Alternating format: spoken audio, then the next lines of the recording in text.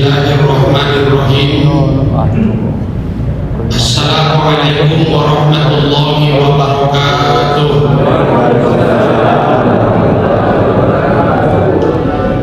Alhamdulillahi wa kafa, wassalatu wassalamu ala Muhammadil mujtaba wa ala alihi wa sahbihi ahlus sidiki wal wafa.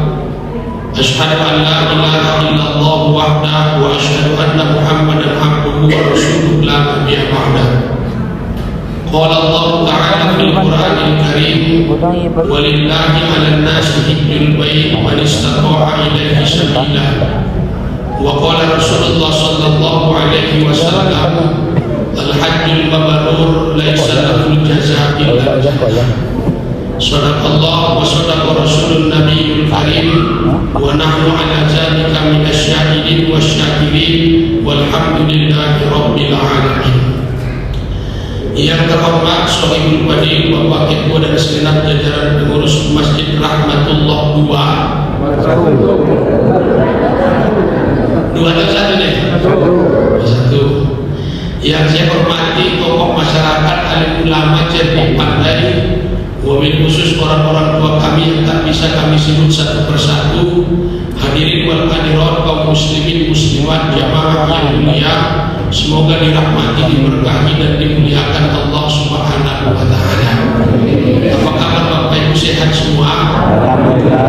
Mudah-mudahan yang hadir malam ini insyaallah masuk surga semuanya. Yang punya penyakit Allah sembuhkan. Amin. Yang punya hutang Allah lunaskan. Amin. Memang di mana-mana kalau hutang, amin jamaah, selalu semangat.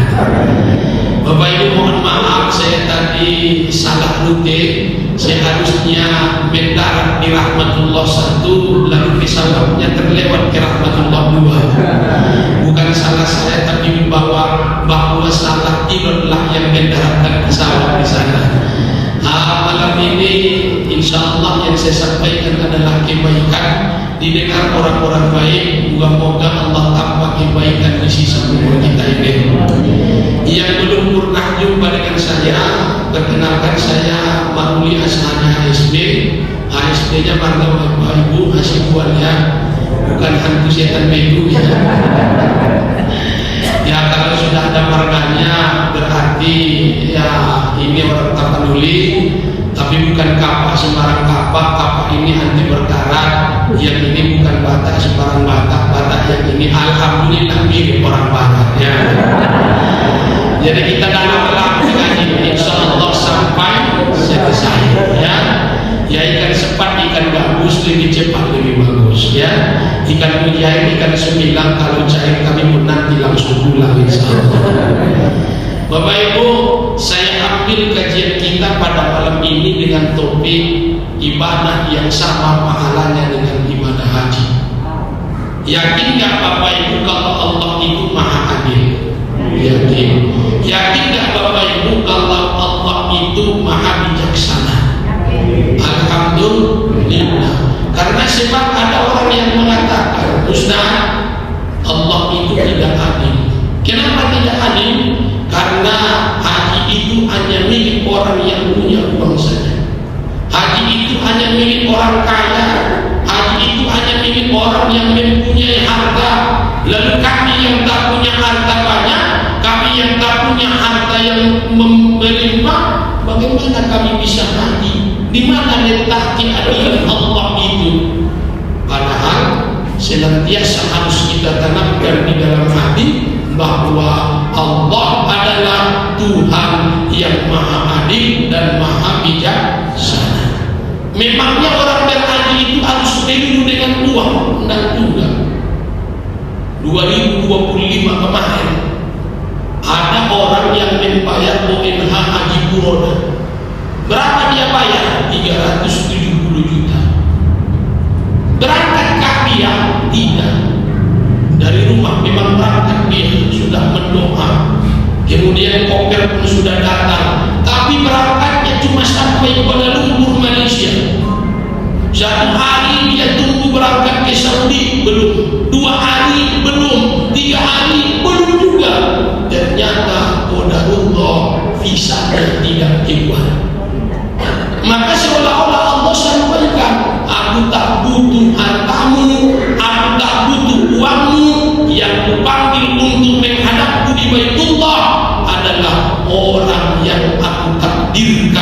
untuk menjadi duyufur rahman. Maka malam ini akan kita bahas ibadah yang sama pahalanya. Kalau dikerjakan dapatlah kita pahala ibadah haji, insya Allah. Bapak Ibu, kalau berhaji itu niat saja itu boleh. Berniat walaupun kita rasa-rasanya tak sanggup secara ekonomi, kehidupan harta kita tidaklah banyak, tapi kalau untuk niat, tetap seorang muslim itu harus pasang niat untuk menunaikan ibadah haji. Saya alhamdulillah pertama kali naik haji umur 5 tahun di Pecah Rekor. Waktu itu kakek saya Haji Abdul Wahab sakit pinggang, minta dipijak-pijak. Saya naikilah beliau. Alhamdulillah usia 5 tahun saya naik haji, alhamdulillah. Naik. Akan berangkat haji baru 2024 kemarin. Ya, tentu beda naik haji dan berangkat haji, beda.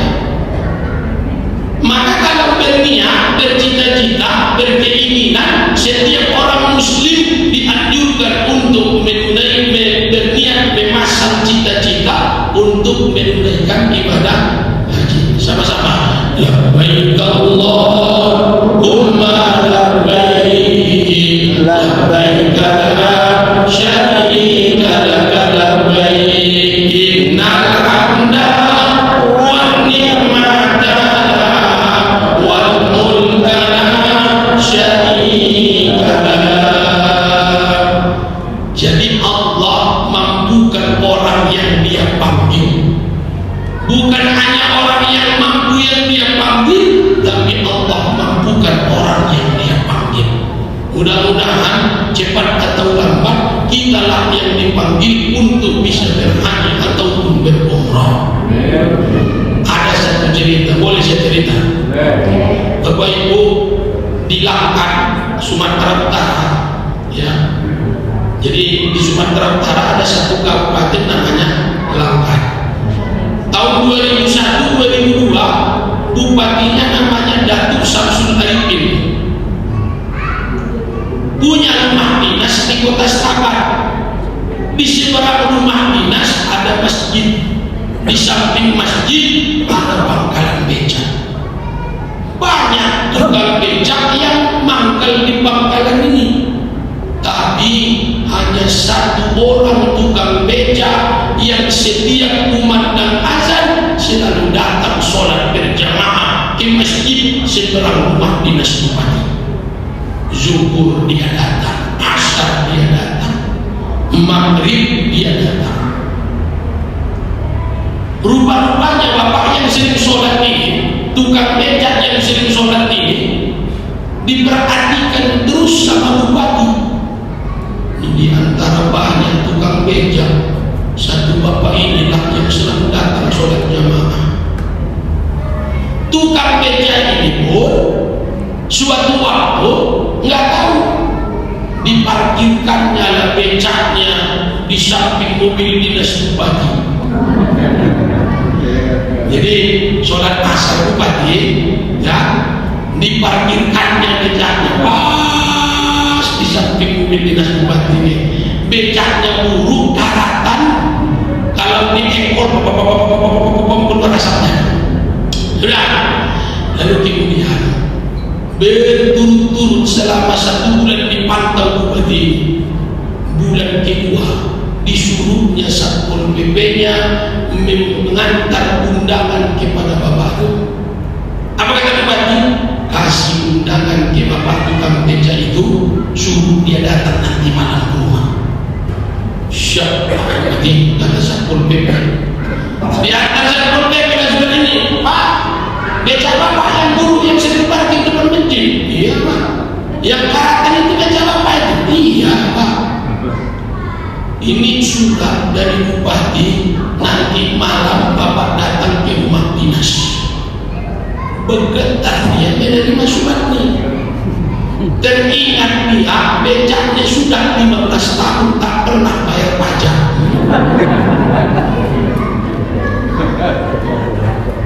Satpol PP ini pun bilang, Bapak harus datang. Kalau Bapak tak datang malam ini, ku jemput Bapak. Kata Satpol PP ini. Lemas kalah. Udah, pulang dia ke rumah, ngomong dia sama istrinya, Dek, ini malam abang dipanggil oleh bupati. Nampaknya itu persoalan pajak becak kita yang tak dibayar-bayar ini. Jadi kalau tak nanti muncul saya lagi ke rumahnya tak lama pulang, carilah saya ke rumah dinas bupati sana, katanya. Sudah, berangkatlah dia ke rumah dinas bupati, di paketnya kopiah hitam, baju batik, celana goyang. Assalamualaikum, waalaikumsalam. Pak Satpol PP, saya dapat undangan menjumpai bupati. Satpol PP itu kita takutinya. Oh, Bapak rupanya yang tukang beca itu. Cepatlah Bapak masuk ke dalam, bupati udah nunggu. Masuklah dia, gemetar. Biasanya dia di rumah dulu selonjoran di atas tikar, ini dia duduk di atas sofa yang begitu mewah. Datang bupati, salaman, cipika-cipiki duduk. Bapak yang sering sholat di masjid depan rumah dinasnya, kata bupati, ditodong langsung. Iya Pak. Becak Bapak yang parkir besar di mobil saya itu. Iya Pak. Janganlah disita Pak, memang udah 15 tahun tak bayar pajak becak itu. Udah, sesudah itu cerita punya cerita. Sesudah ditanya alasannya kenapa selalu sholat jamaah, terenyuh hati bupati. Lalu kata bupati, Bapak sudah pernah umroh? Belum. Sudah pernah haji? Belum. Mau berangkat haji? Mau Pak, kata tukang beca. Ini tahun Bapak berangkat menunaikan ibadah haji bersama saya, katanya. Ingatlah saya almarhum Pak Herman Abdullah wali kota. Dulu setiap tahun selalu ada pasukan kebersihan, pasukan kuning yang diberangkatkan umroh atau haji.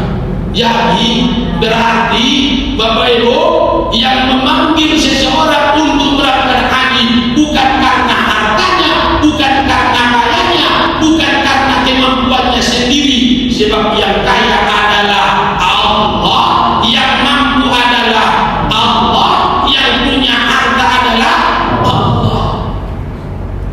Maka kata Allah, walillahi 'alan nasi hijjul bait man istata'a ilaihi sabila. Allah wajibkan haji itu bagi orang yang mempunyai kesanggupan. Didukung dengan hadis Rasul. Apa kata Rasul? Buniyal Islamu 'ala khamsin, syahadatan tashhadu an la ilaha illallah wa anna Muhammadar Rasulullah, wa iqamis shalah wa ita'iz zakah wa tasuma Ramadan wa tahujjal bait man istata'a ilaihi sabila. Rukun Islam salah satunya adalah berhaji bagi yang mampu. Pak, haji itu adalah lelah yang dirindukan. Haji itu adalah capek yang dirindukan. Sepintas kita lihat perjuangan orang yang berhaji itu, Masya Allah, penuh tantangan, ujian ketabahan dan kesabaran begitu dahsyat. Tanggal 8 berangkat dia ke Arafah untuk persiapan wukuf tanggal 9. Sampai dia di Arafah, tinggal di tenda yang aturannya isinya 50 dibuat 160. Lalu kemudian selesai dia wukuf, malamnya dia mabit di Musdalifah, beratapkan langit, berlantaikan tanah. Lewat tengah malam, lalu dia pun berangkat menuju Mina, melontar jumroh 10, 11, 12, 13, Aqobah, Wusta, Ula. Lalu kemudian dia pergi lagi ke Masjid Haram, tawaf di Ka'bah,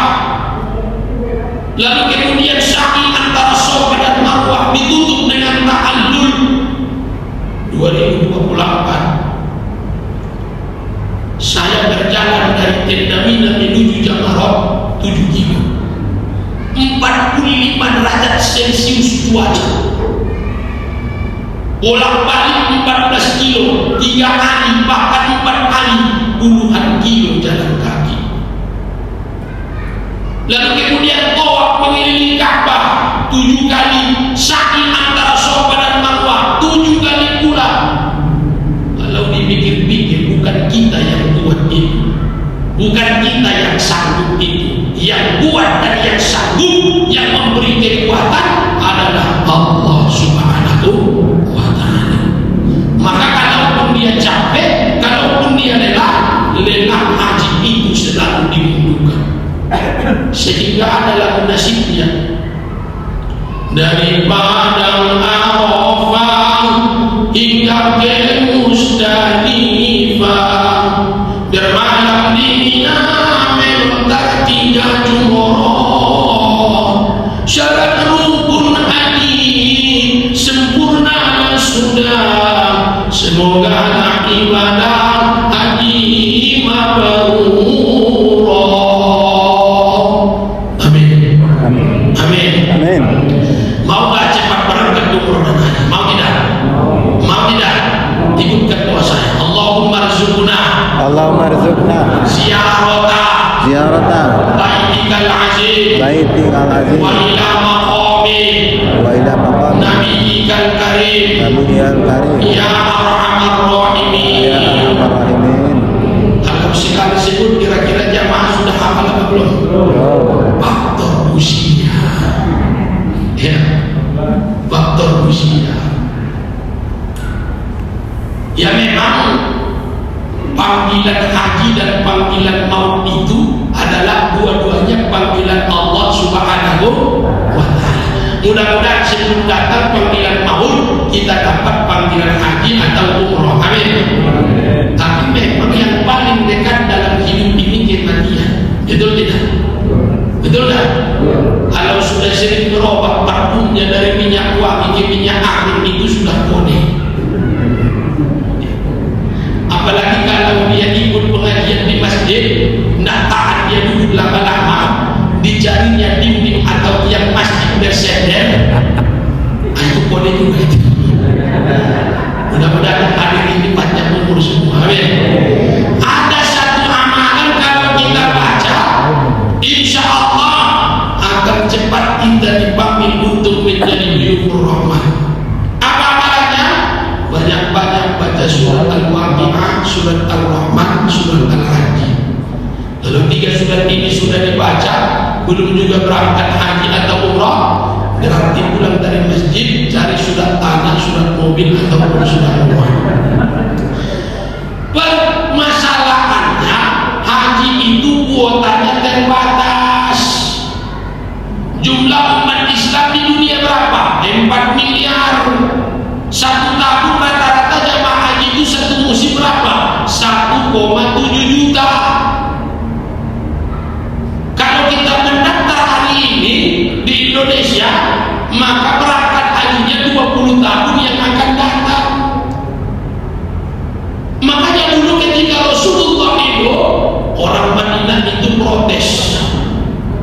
Apa kata orang Madinah? Enak betul jadi orang Makkah ya Rasul. Sungguh indah, sungguh nikmat menjadi orang Makkah. Setiap hari mereka bisa umroh, setiap musim mereka bisa berhaji. Kami yang orang Madinah ini tidak akan bisa setiap bulan, tidak akan bisa setiap tahun untuk berhaji.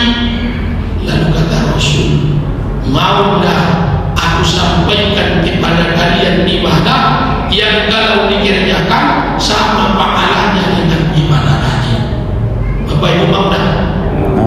Bapak Ibu mau tidak? Yang pertama, kata Rasulullah, man shalla subuhi jama'atan fil masjid thumma qa'ada wa yashkuru ismallahi alaihi wa shalla rak'ataini indal isyraq kana lahu sawabun kamisli ibadatil haji. Kata Rasul, siapa saja di antara kalian yang sholat subuh berjamaah di masjid lalu dia iktikaf, duduk di masjid, zikir, baca Quran, dia tunggu sampai suruh, lalu dia sholat sunnah suruh 2 rakaat, kana lahu sawabun kamisli ibadatil haji, maka dia pun mendapat pahala seperti pahala orang yang melakukan ibadah haji. Alhamdulillah. Bu, kalau berangkat haji pakai ongkos nggak? Pakai jutaan atau 10 jutaan? 10 jutaan. Di sananya 2 hari atau 45 hari? 45. Harta keluarga tinggal. Ini ada satu ibadah yang kalau dikerjakan nggak pakai ongkos, nggak pakai koper, apalagi nggak pakai pesawat, tinggal datang saja lalu ikuti, insya Allah dapat pahala seperti pahala orang berhaji. Apa itu? Sholat subuh jamaah di masjid, lalu iktikaf, duduk tunggu sampai suruh, tutup dengan sholat suruh 2 rakaat, pahalanya sama dengan pahala ibadah haji. Sholat subuh pakai ongkos nggak ke masjid? Enggak. Lama nggak sampainya? Cepat. Nggak butuh biaya besar, nggak butuh waktu dan energi yang besar, tapi dia bisa dapat pahala seperti pahala orang yang melakukan ibadah haji. Memangnya apa ibadah haji itu pahalanya? Al-hajjul mabrur laisa lahu jazaa'un illa jannah. Haji mabrur tidak ada balasan setimpal kecuali surganya Allah Subhanahu wa ta'ala. Masjid Rahmatullah satu ya, satu Rahmatullah satu. Mana lebih besar Masjid Rahmatullah satu daripada Masjidil Haram? Masjidil Haram. Begini kita bandingkan. Masjidil Haram sholat maghrib itu tak ada tempat kosong, saking banyaknya yang sholat. Full. Zuhur, asar, maghrib, isya, subuh full.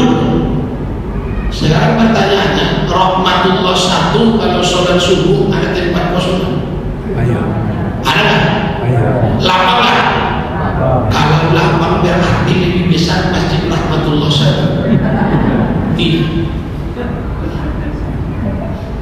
Jadi ternyata ada ibadah yang kalau kita kerjakan sama pahalanya dengan ibadah haji. Singkat, simpel, murah, efisien. Maka kalau dengar kumandang azan waktu subuh, as-salatu khairun minan naum, jawablah sodaqta wa barata wa ana ala zalika minas syahidin. Tinggalkan kasurmu, buang selimutmu, tinggalkanlah bantalmu, lalu keluarlah dari rumah dengan wudhumu, berjalanlah ke masjid, apalagi diawali dengan sholat sunnah fajar, lalu engkau sholat subuh berjamaah, kemudian engkau iktikaf, tutup dia dengan sholat sunnah subuh. Masya Allah, sawabuhu kamithli ibadatil haji, pahalanya sama dengan ibadah haji. Kalau begitu Allah itu adil atau tidak? Adil. Allah itu bijaksana atau tidak? Bijaksana. Karena sudah dilihat dan sudah Allah ketahui, tidak akan bisa 4 miliar umat Islam itu bisa berhaji semuanya. Hanya sekitar 1,5 atau 1,7 juta. Yang lainnya bagaimana agar bisa dapat pahala haji? Inilah hadisnya. Sholat subuh jama'atan fil masjid, thumma qa'ada wa yashkuru ismallah wa shalla raka'atain minal isyraq. Dia sholat subuh di masjid, lalu dia tunggu sampai subuh, kemudian dia sholat sunnah subuh, insya Allah dapat pahala seperti pahala ibadah haji. Berarti ada spirit bagi kita untuk memakmurkan masjid. Rasulullah, a'abul biladi ila Allahil masajiduha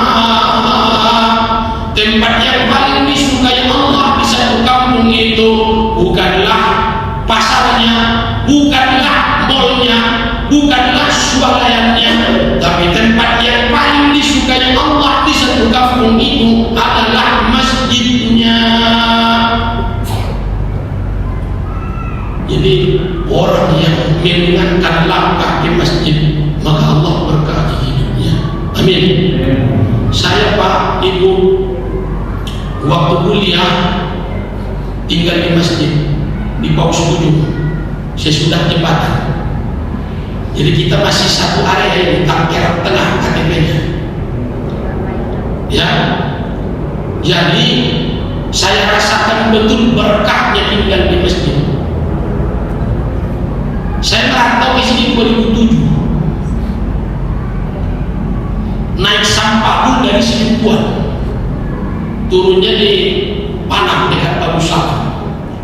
Begitu turun ditangkap Satpol PP karena disangkanya saya imigran yang lari. Iya, kan tampang kita kayak Rusia ini ya. Jadi sampai persatu penumpang itu waktu itu memang ada operasi justisi razia KTP ya. Jadi satu persatu penumpang dimintai KTP, lalu giliran saya mintanya paspor. Jadi give me your passport katanya. Tidak bisa saya tunjukkan, dibawanya lagi kantor Satpol PP dari Abdul Muiz Koba. Dibawa ke sana, diinterogasi. Cuma abang-abang Satpol PP itu saling tunjuk. Ampun, tidak bisa bahasa Inggris itu apa sih lah yang interogasi, ya kan? Nah, jadi mereka saling tunjuk. Jadi datanglah bapak-bapak tinggi, rahangnya agak lebar, kemudian matanya mencolok tajam. Lalu dibilangkan kepada saya, sit down please, what's your name, where are you from? Saya tengok namanya Gumul Harahap.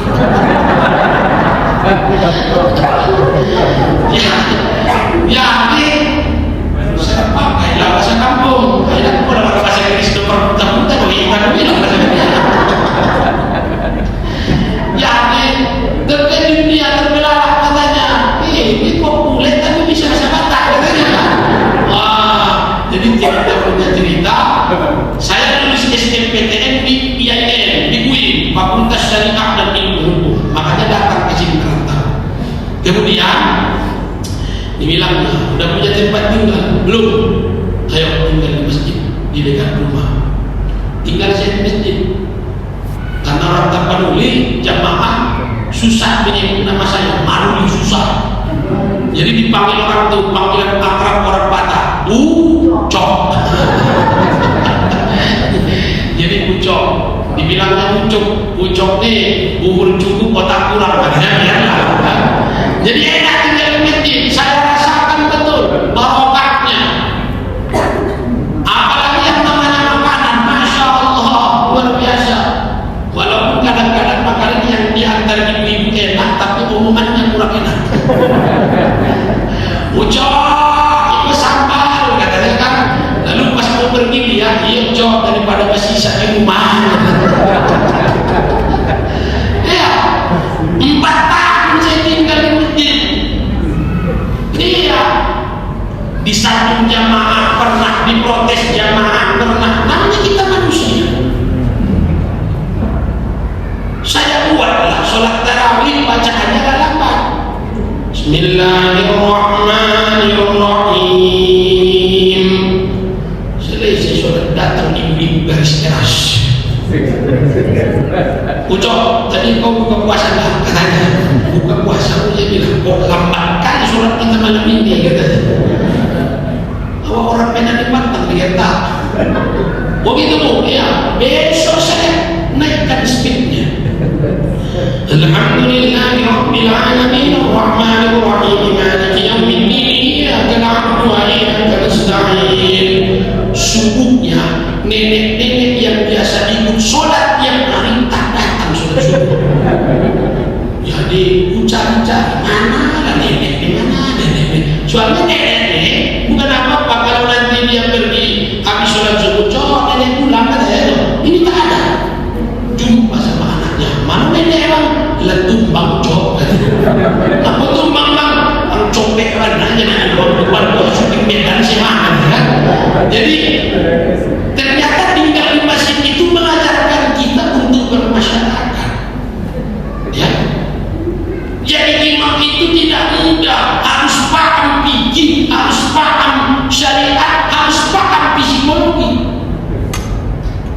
Ini mohon maaf, kadang-kadang mentang-mentang imam dia kori satu ayat 3 lagu bayati sobahinas. Bismillahirrahmanirrahim. Nggak tahu dia di belakang atu-atu umur 70 tahun. Begini kaki agung juga mantarkan. Jadi tinggal di masjid mengajarkan kita banyak hal. Maka kalau datang ke masjid membukakan kita banyak hal. Rizki, urusan, baik ia urusan duniawi dan urusan ukhrawi, insya Allah dimudahkan oleh Allah Subhanahu wa Ta'ala. Jadi ingatlah saya lagu nasyid itu. Apa lagu nasyid itu? Sepohon kayu daunnya rimbun, lebat bunganya serta buahnya, walaupun hidup 1000 kalau tak sembahyang apa gunanya, walaupun hidup 1000 tahun kalau tak sembahyang apa gunanya.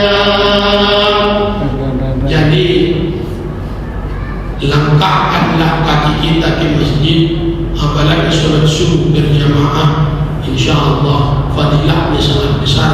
Allah samakan pahalanya dengan ibadah haji. Alhamdulillah. Yang kedua, ibadah yang kedua yang sama pahalanya dengan ibadah haji kalau kita kerjakan adalah al-birrul walidain, berbakti kepada kedua orang tua.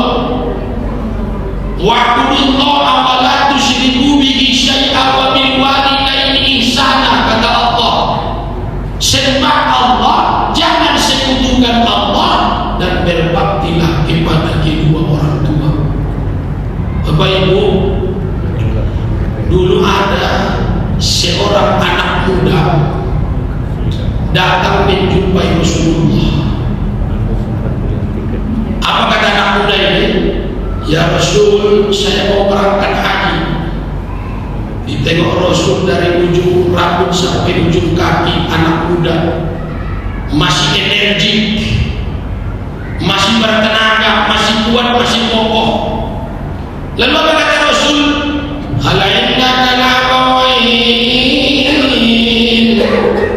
Apakah engkau masih punya orang tua? Naam ya Rasul, iya.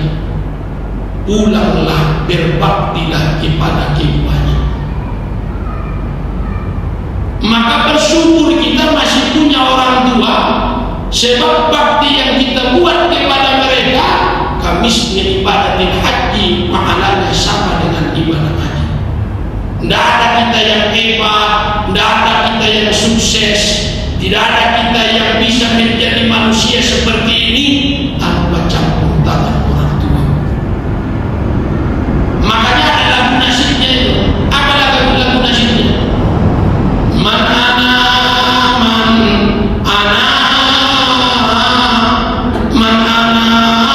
laulakum kaifama hubbukum kaifama ahwakum man ana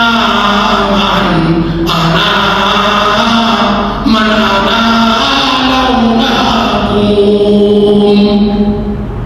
Kami ini bukan siapa-siapa kalau bukan karena engkau wahai ayah dan ibu. Kami ini bukanlah siapa-siapa kalau bukan karena engkau wahai orang tua kami. Bagaimana kami membalas kasih sayangmu? Bagaimana kami membalas cintamu? Ingat, tantangan terbesar orang yang berbakti kepada orang tua di saat ayah dan ibunya sudah sepuh ataupun bingung. Kata Allah, imma yablughanna indaka kibar. Kalau dia sudah sepuh, kalau dia sudah pikun, lalu ada anaknya yang membersamainya untuk mengurusnya, disuapkannya makanannya, dimandikannya orang tuanya, disiapkannya bajunya, lahu sawabun kamisli ibadatil haji, maka dia pun akan mendapat pahala seumpama orang yang melakukan ibadah haji. Makanya Uwais Al-Qarni ketika dia berangkat haji, dia gendong ibunya. Dari Madinah ke Makkah dia gendong, lalu kemudian ketika tawaf dia gendong, di saat sa'i dia gendong, setiap pelaksanaan rukun dan wajib haji dia gendong. Kenapa? Dia tidak ingin melalaikan tugasnya sebagai anak hanya karena melaksanakan ibadah haji. Jadi ternyata ada banyak ibadah yang bisa kita lakukan dan sama pahalanya dengan ibadah haji. Bersyukur kita masih punya orang tua, bersyukur kita masih punya ayah, masih punya ibu. Insya Allah itu adalah ladang pahala yang bisa mengantarkan kita untuk mendapatkan pahala seumpama pahala haji. Persoalannya adalah bagaimana kalau ayah dan ibu kita sudah tiada. Malam ini doa kita, ayah ibu kita yang sudah wafat, Allah lapangkan kuburnya, amin. Allah terima amal ibadahnya, amin. Allah ampunkan dosanya, amin. Suatu waktu datang pula sahabat menjumpai Rasul. Ya Rasulullah, salamun alaik, ya Rabbi asyani wa daraji, abatayani rotal alamin, ya muhailan judi wal karami. Ayah saya, ibu saya sudah wafat ya Rasul. Ayah saya, ibu saya sudah tiada ya Rasul. Bagaimana cara saya berbakti kepadanya? Bagaimana cara saya untuk tetap berbirrul walidain kepadanya? Salah satu cara yang diajarkan Rasul adalah ya da'ulahu bil maghfirah, doakanlah dia agar dapat ampunan dari Allah Subhanahu wa ta'ala. Maka siapa yang menyisipkan doa kepada Allah agar ayah dan ibunya dapat ampunan, itu terhitung birrul walidain, dan birrul walidain maka dapat pahala dia seumpama pahala orang yang melakukan ibadah haji. Alhamdulillah. Jadi Bapak Ibu yang dirahmati oleh Allah,